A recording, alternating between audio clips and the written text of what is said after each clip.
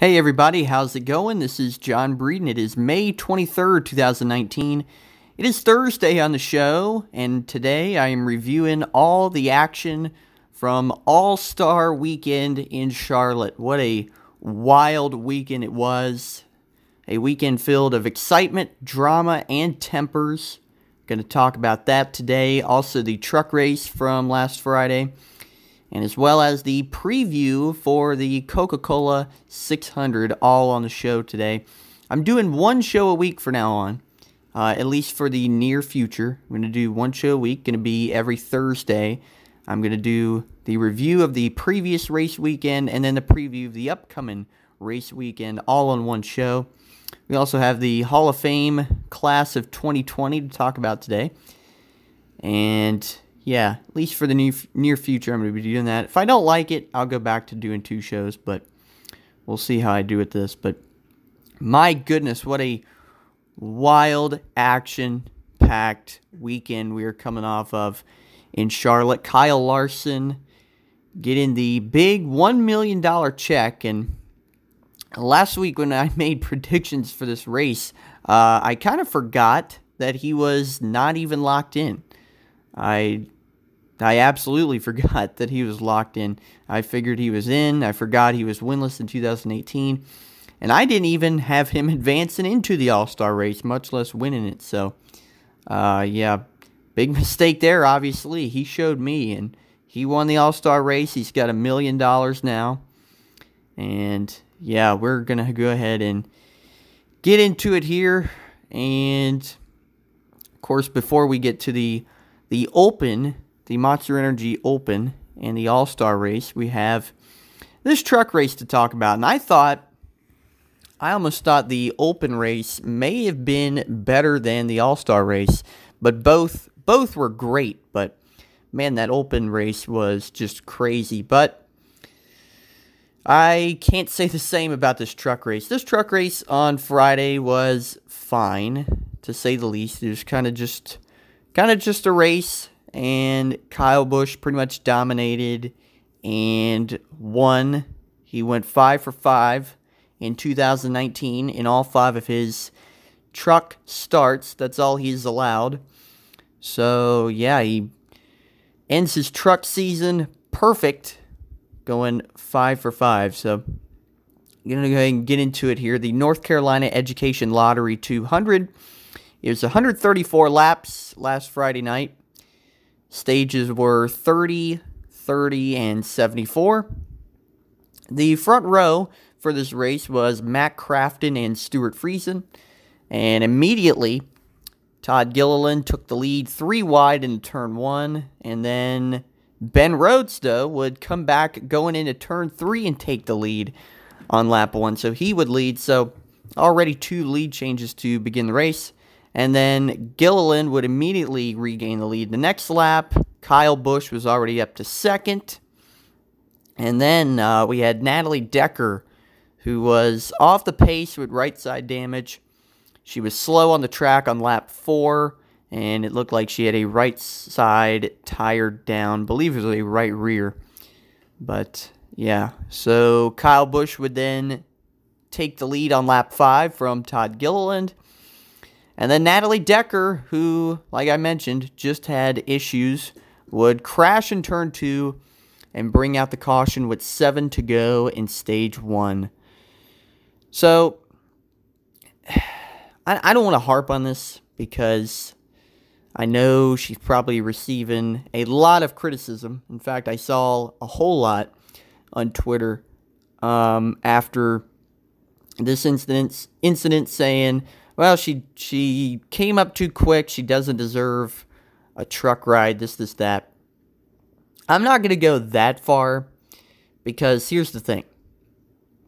She has only had 6 career starts, and she does not have a lot of experience, no, but here's the thing. If she had a full-time truck ride, I'd be like, and this was going on. I think she's wrecked in, I think, 5 of her 6 races. If that was the case and she had a full-time ride, I'd be like, yeah, you know what? Maybe she came up too early. Maybe she needs to go back down to ARCA or, the late model division, the K&N series, whatever. But to me, it's like, well, you know what? I mean, she's learning, you know what I'm saying? Like, she's still learning. She's racing part-time. She's only racing, I think, like 9 races this year, so she only has 3 races left. And not only that, but I mean, she's also running part-time in the ARCA Racing Series, so she's not only getting experience in the trucks, but she's also getting experience in the ARCA Series. And as a matter of fact, I mean, I would understand it if it was, she was going out there and wrecking other people, getting other people in harm's way, but I'm pretty sure every incident she's been in, it's just kind of been on herself. Like, it's been an individual wreck, and I mean, yeah, it sucks for her, but at the same time, it's like, all these people criticizing her, I mean, she's not like wrecking other people, you know what I'm saying? If she was wrecking other people, I'd be like, okay, and maybe these people are right, but my opinion, I think she's just kind of at the learning curve. I mean, if this continues to happen, then no, maybe she should go back to ARCA full-time and wait to move up. And I mean, when I heard she was coming up to the trucks part-time, I kind of was like, oh, okay. I mean, I don't know if this is a good idea. I mean, she's really not all that experienced yet, but the way I see it, I mean, she's racing part-time in trucks, she's racing part-time in ARCA. So, I mean, she'll learn, she'll get around to it, and we'll see what happens. Now, I mean, if she moves up to Xfinity next year, I'm going to be like, yeah, you know what? That's not the move she needs to make. She needs to stay in the trucks for a while. She needs to stay in ARCA for a while. Next year, I really hope they do the same deal where she races part-time in ARCA and part-time in truck and not move her up just truck full-time and then, no ARCA races. But, I mean, we'll see. Hopefully, she'll cut the same deal that she did this year, next year, in order to further improve. So anyway, that's Natalie Decker. She was out of the race early. And Matt Crafton was first off pit road under caution. Kyle Busch was back to 4th. I believe they had a mishap on the right side. So then they had a restart with 2 to go in the stage. Todd Gilliland and Ben Rhodes stayed out. But Matt Crafton on the fresher tires, he passed Gilliland on the last lap to win stage 1. Top 10 was Matt Crafton, Todd Gilliland, Grant Enfinger, Ben Rhodes, Ross Chastain, Stuart Friesen, Kyle Busch, Sheldon Creed, Harrison Burton, and Johnny Sauter. Pretty simple stage so far. Busch drove away early on, led all the laps, and then that pit stop cost him. So, fortunately for him, he would get back up there. Spoiler, he would get back up there and win. But, yeah, Todd Gilliland looked good early, and, yeah, so that was the first stage. Not a lot happening. And same goes for the second stage. So they had Crafton and Enfinger on the front row for the restart. And Grant Enfinger would take the lead. And Chastain would go to second. And Chastain would then take the lead on the outside on lap 9 of this stage. Remember, Chastain won at Kansas the week before. And Kyle Busch would follow him to second. So then Busch would quickly regain the lead on lap 11 of stage 2. So Busch is back out front. He's leading by 3 seconds with 7 to go in the stage. Johnny Sauter battling for 14th with Tyler Ankrum. Nearly wrecked on the last lap of the stage. He got to his inside and kind of slid up a bit. And nearly wrecked. And then Kyle Busch would win stage 2. So the top 10 was Kyle Busch, Ross Chastain, Grant Enfinger, Matt Crafton. We had the 24 of Brett Moffitt was 5th. And then Stuart Friesen, Sheldon Creed, Ben Rhodes, Harrison Burton, and Todd Gilliland. Another simple stage here. Again, not a lot happening. And Busch continued to dominate. And to quote Vince Welch, the big question of the race is whether or not someone can beat Kyle. That was pretty much the entire story. Even before the race started, really, is who can beat Kyle. As a matter of fact, that's pretty much the story anytime Kyle Busch races in the Truck Series, if someone can beat Kyle Busch. And Busch was off pit road first here at the end of the stage. So the final stage was Busch and Crafton on the front row. Busch would easily clear for the lead. Moffitt would go to second. They were 3 wide mid-pack. Cody Rohrbar suffers a flat right front. He brought out the caution on lap 72. They restart again on lap 77. Busch would get another great restart. Moffitt goes to second. Then Chastain and Gilliland get together in turn 1 and nearly wreck. This was around 8th or 9th position. And then Gus Dean and Corbin Forrester would crash off turn 2. They'd end up on the back straightaway. I think it was Forrester who went down and hit the inside wall a little bit. And the caution was out, 57 laps to go. They'd restart for 52 to go. We had a string of cautions right here. Busch and Crafton were on the front row again.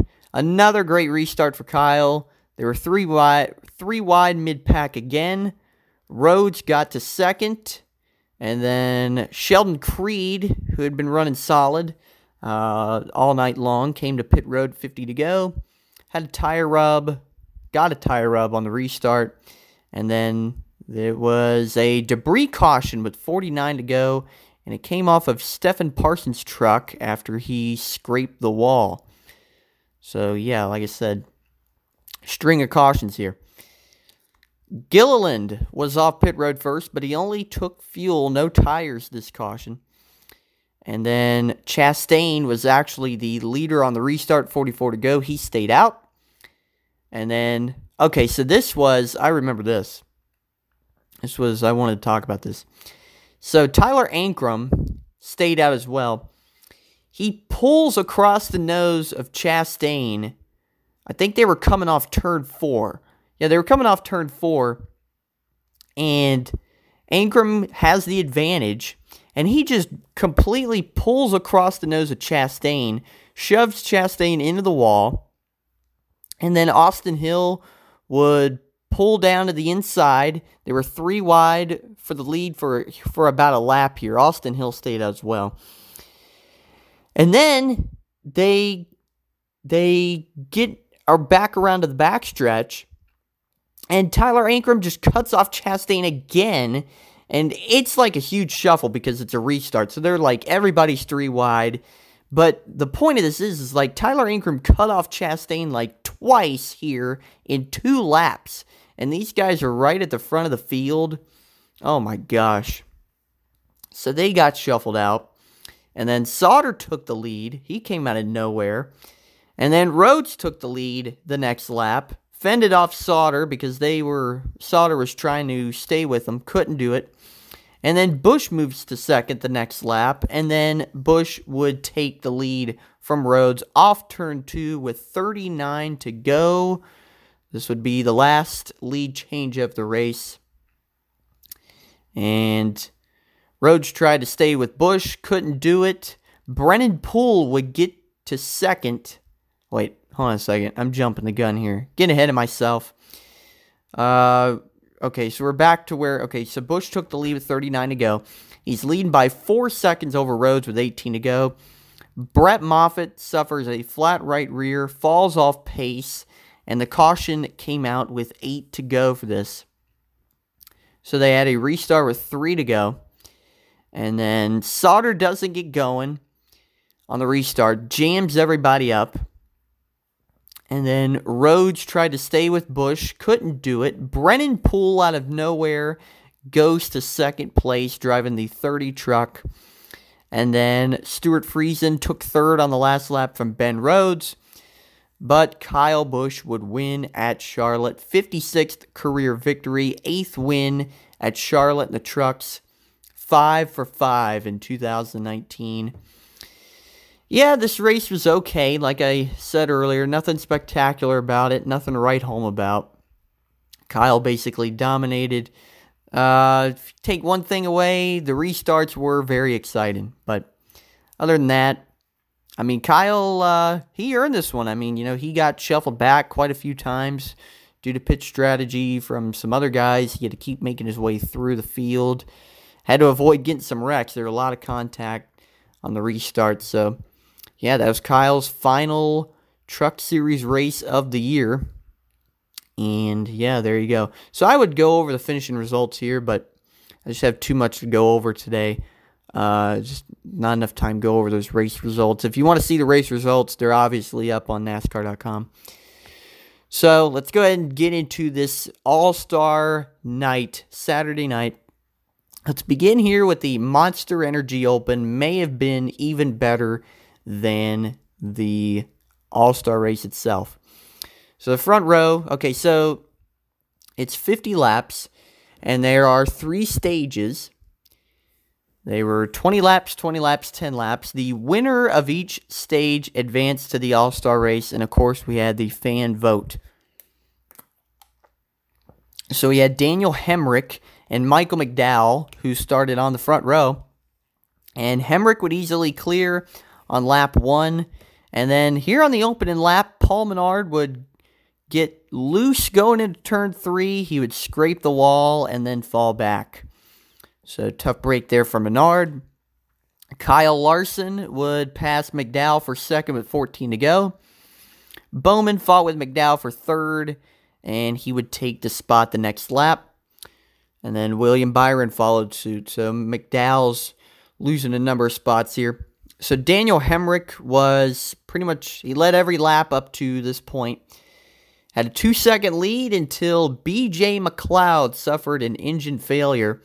With 4 laps to go, it brought out the caution. In fact, this was a extended yellow flag here because of the cleanup. It was a long cleanup here.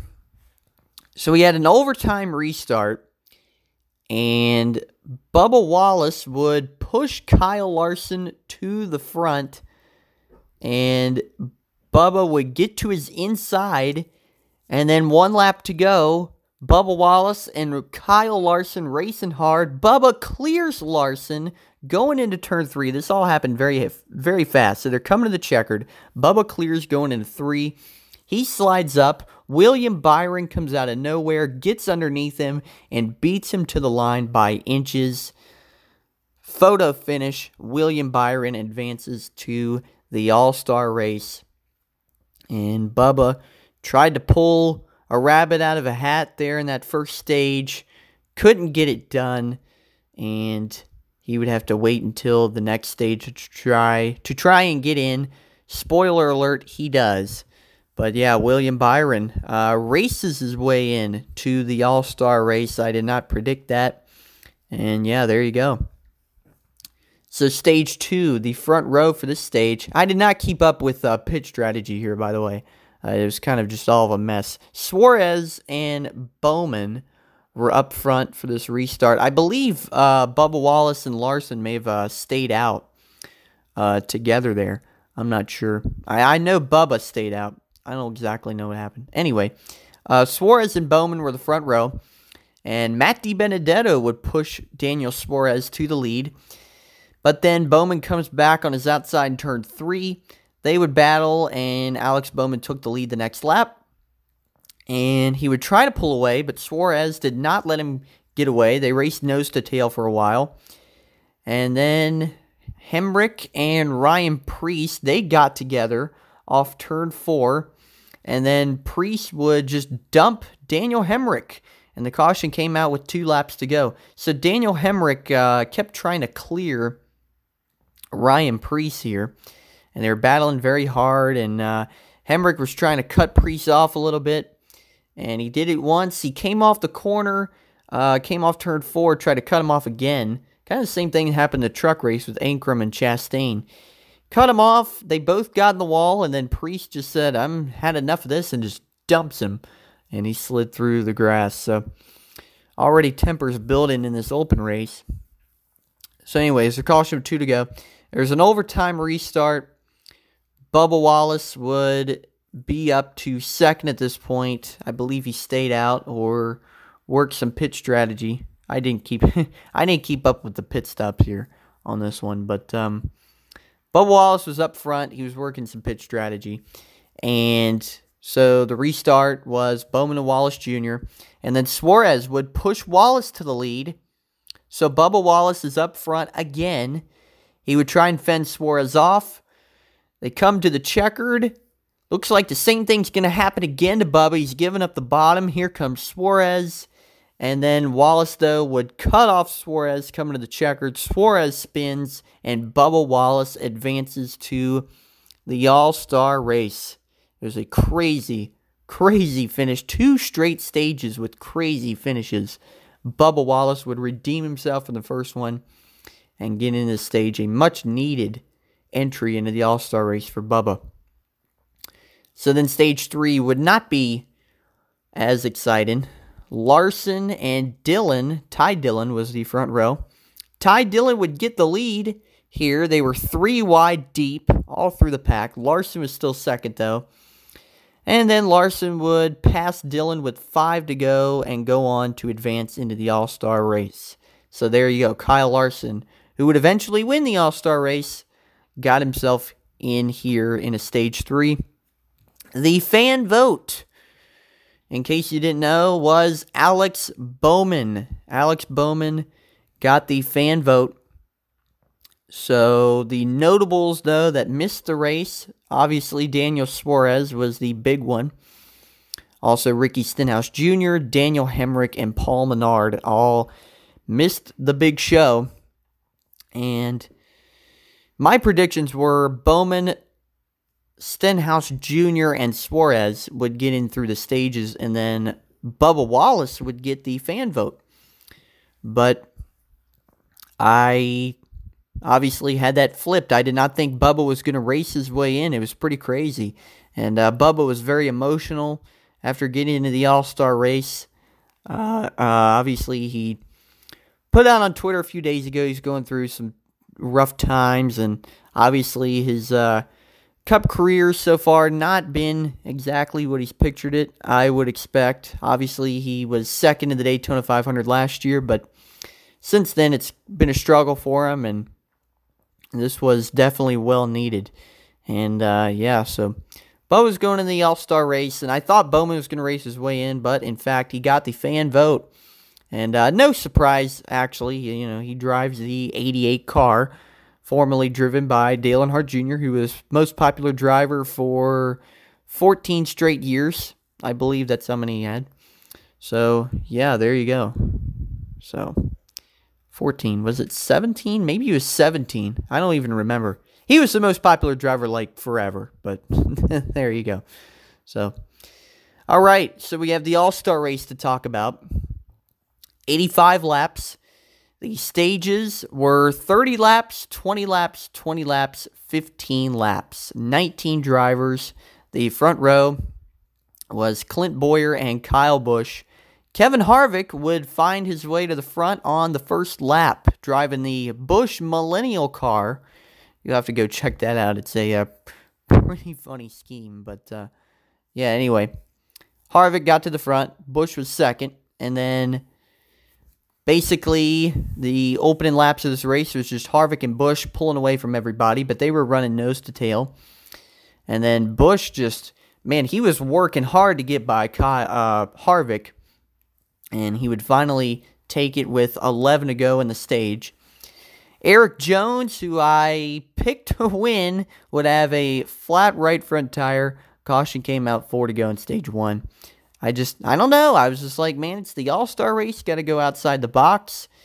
You know, somebody you don't expect to win wins. And in fact, we did have that. I didn't expect Kyle Larson to win. In fact, I forgot he was even in the open race and he had to race his way in. But I did not expect him to win, and he in fact did. But yeah, there you go.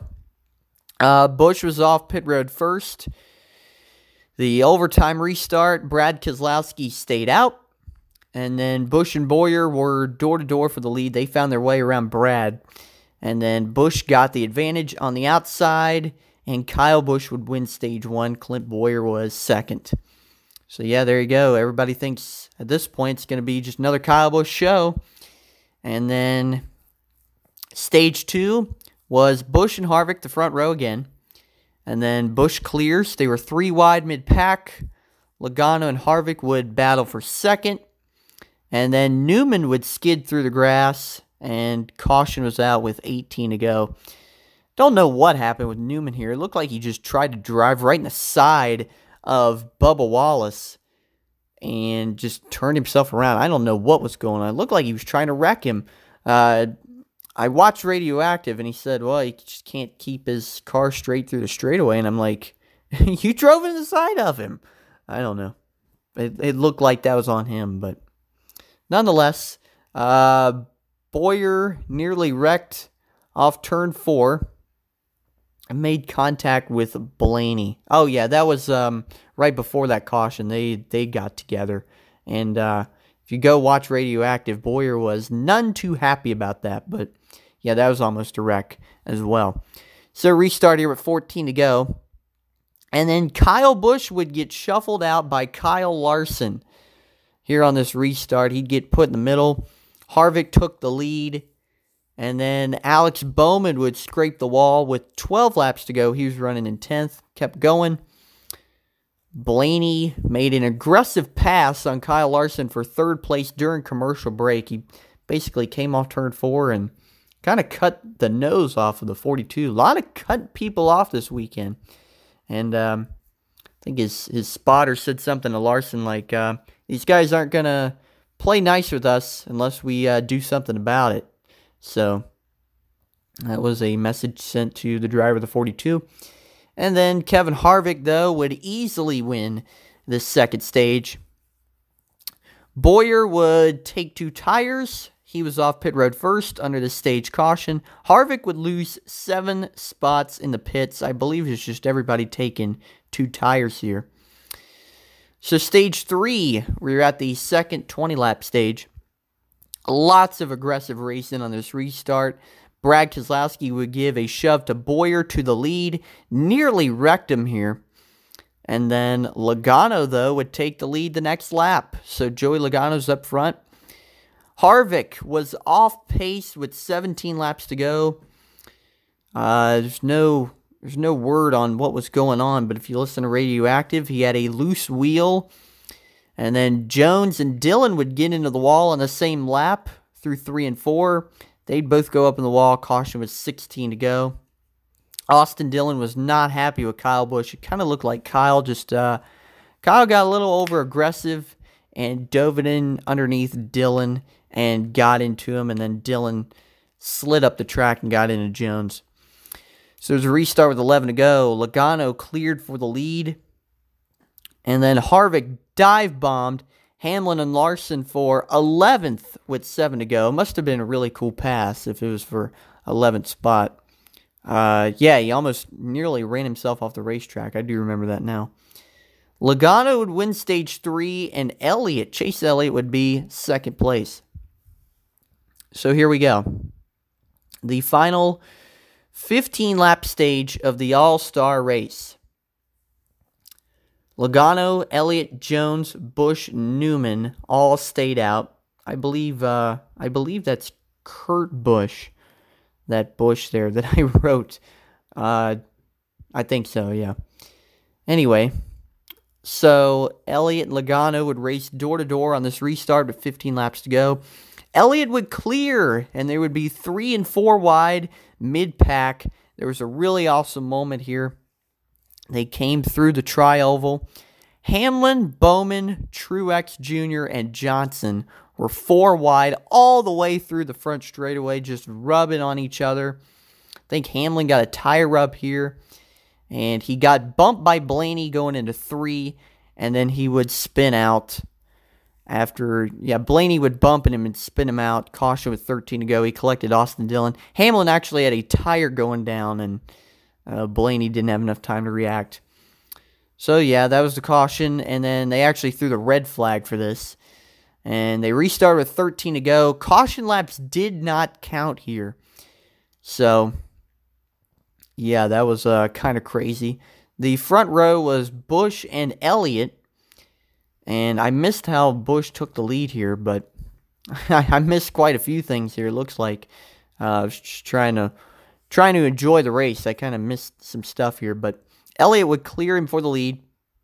They were 4 wide deep, and then Larson would get a shove from Harvick, and he would take the lead from Elliott. Eric Jones, for the 3rd time, wrecked behind them, caution with 11 to go. So this was the last restart of the race, 11 laps to go. Basically, all you need to know here was Kyle Larson got to the lead on the restart, cleared for the lead. Kyle Busch got to second. He was closing in on him, looked like he was going to pass him, came off 4 lap and scraped the wall, bounced off the turn 4 wall, fell back. Harvick took second, tried to close in on him, just couldn't catch him. And Kyle Larson, who raced his way in through the Monster Energy Open, would win the All-Star race. $1 million for Kyle Larson. And the fireworks would also ensue after the race when Clint Bowyer was not happy with Ryan Newman for spinning him out on the caution lap. There's something going on between these two on the racetrack. I think Bowyer cut off Newman at one point, and Newman wasn't happy, so he was bumping on him. And then Bowyer retaliated by kind of slamming him a little bit. And then on the cool-down lap, Newman would slam Bowyer into the wall. So Bowyer got out of his car and then ran over, like literally ran over to Newman's car and just started throwing haymakers into his car. Newman obviously still strapped into his car and getting punches thrown at him. Bowyer still had his helmet on as him and Newman were having a conversation. After Newman got out of his car, Newman had his helmet off. Bowyer had his helmet on, and they were having a discussion. And obviously, the story this was, Newman said, "Doesn't take much of a man to fight with your helmet on," I believe was the exact quote. Said he should be ashamed of himself. Bowyer said something like, "Where I come from, you do something like that, and you pay for it." And that's exactly what he got, I believe is what he said. So, yeah, tempers after the All-Star race. Really felt like one of the old school All-Star races. The past few years, the All-Star race hadn't been too much. You know, it's kind of just been a race, and not a lot has went on. And I don't want to say this, but the past few years, it hasn't seemed all that important to the drivers. And, you know, Saturday night really showed how important that $1 million is to those drivers. Very cool to watch. Yeah, felt like a great race, and I speculated that this race was not going to be better than last year's All-Star race. Oh, how wrong I was. How wrong I was. This was much better than last year's race. Probably the best All-Star race I've seen since probably 2009, I would say. At least I can remember. 2009, I think, was the last great All-Star race I saw when Tony Stewart won. So, yeah. There you go. That's your All-Star weekend. And so let's get into some of the other news here. Let's talk about the 2020 NASCAR Hall of Fame class. 5 inductees were announced yesterday. And they are, let's see, Waddle Wilson going into the class of 2020 Hall of Fame. Buddy Baker, Joe Gibbs, Bobby Labonte, and Tony Stewart. That's right, Tony Stewart going into the Hall of Fame, the 3-time Cup champion, 49 career wins. Pretty much a shoe-in for the Hall of Fame. I think there's no question that he was going to get in.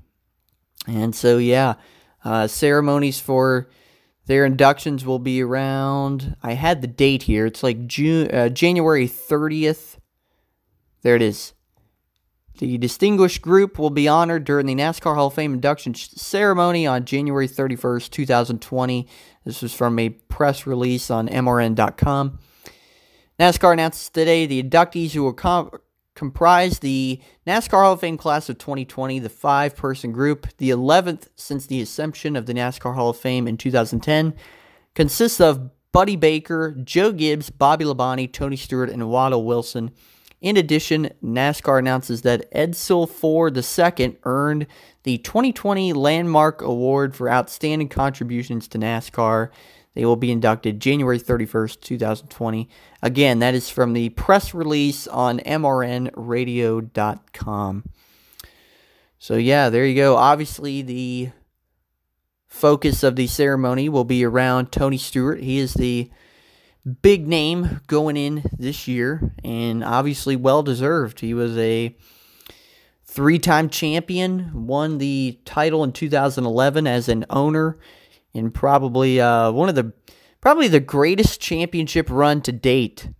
Going into that 10-race chase with no wins, and then coming out of it with 5 wins and the championship, and a tie with Carl Edwards.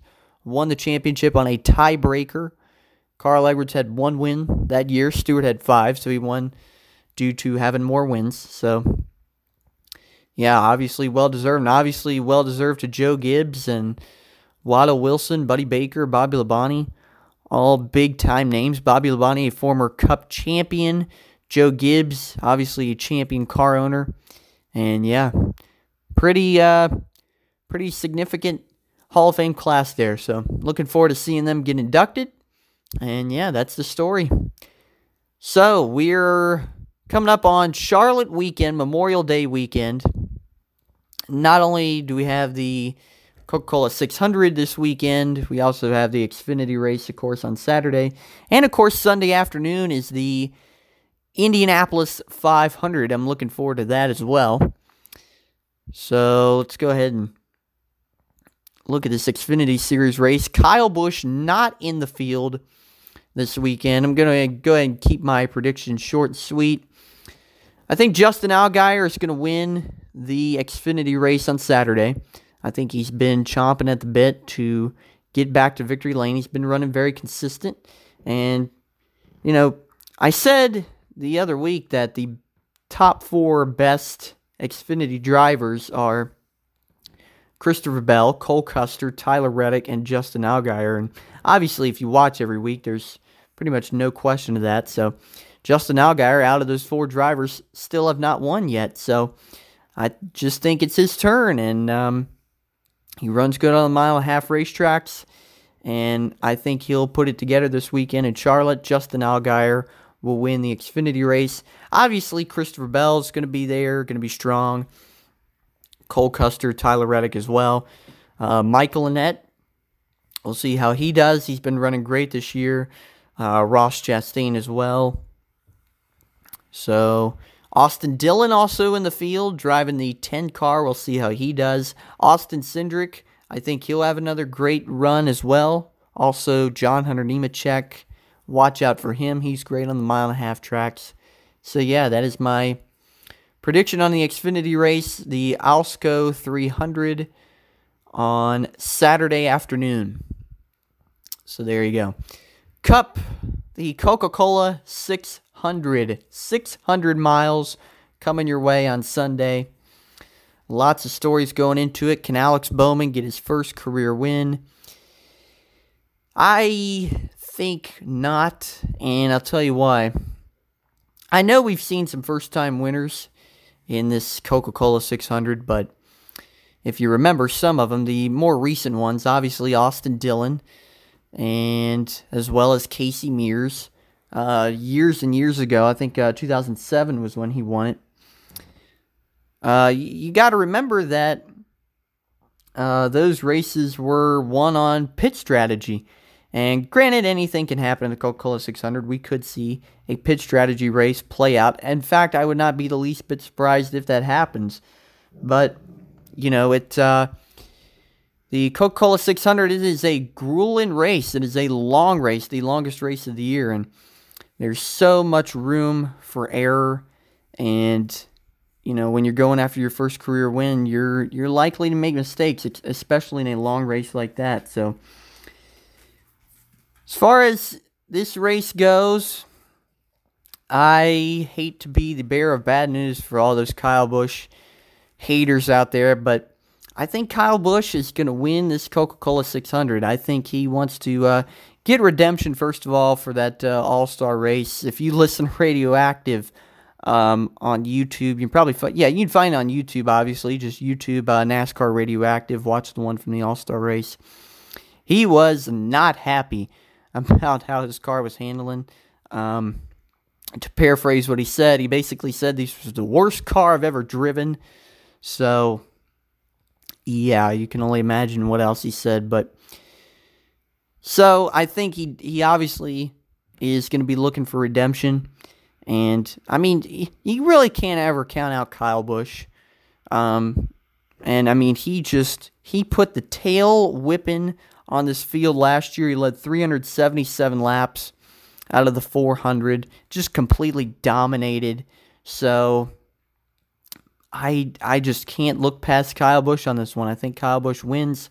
Obviously, the Joe Gibbs and Team Penske guys are going to be strong again. And, I mean, they've won every race but one this year. And then 2 if you count the All-Star race with Kyle Larson. But, yeah, Kyle Busch going to get it again. And Bowman, I'm sure, is going to run great. I'm sure he'll probably have a top 5 or a top 10 finish. Second place, I don't know. We'll see. But, yeah, top 5 or top 10 for Bowman. I just don't think this is the week. I don't think Coca-Cola 600 is where Alex Bowman gets his first career win. But I do believe Alex Bowman will win in 2019. Mark my words on that. But not going to be at Charlotte. So there you go. All right, that's it. Kyle Busch is going to win the Coca-Cola 600. That is my prediction. Justin Allgaier will win the Xfinity race, and that is it. I'll be back next week to recap all this. And, yeah, that is it. Make sure to follow me on my social media handles in the video description. And that's it, everybody. Have a great day.